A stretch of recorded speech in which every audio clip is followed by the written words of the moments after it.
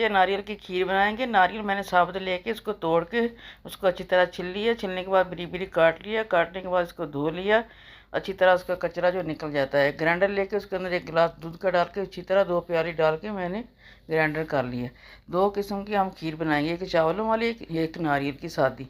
तो मैंने आधी प्याली चावल डाल के सारी रात भिगो के रख लिए थे, वो भी मैंने ग्राइंडर के अंदर डाले। नारियल भी डाला, डाल के ग्राइंडर करके उसमें डाल दिया। इसको हल्की आग के 10 मिनट तकरीबन पकने में लगेंगे। चीनी आप अपने हिसाब से डालें, हल्की ज़्यादा कम ज़्यादा कर सकते हैं। ये बच्चे जो कमज़ोर होते हैं, जब माएँ जो नई बनती हैं उनके दूध के लिए, बच्चों को दूध नहीं आता, दूध के लिए बहुत अच्छी खीर बनती है ये। तो ये आप 10 मिनट बना के इसको 2 प्याले में मैं डाल लूँगी। एक के अंदर वो चावलों वाली खीर, उसके नारियल के अंदर ही चावल मैंने डाल के ग्राइंड करके पीस लिया था। दूसरी सादी, आप जैसे आपके बच्चे पसंद करें वैसे बनाएं। एंजॉय, शेयर करें, लाइक करें, मेरी वीडियो को बताएं कैसी लगी। अल्लाह हाफिज़।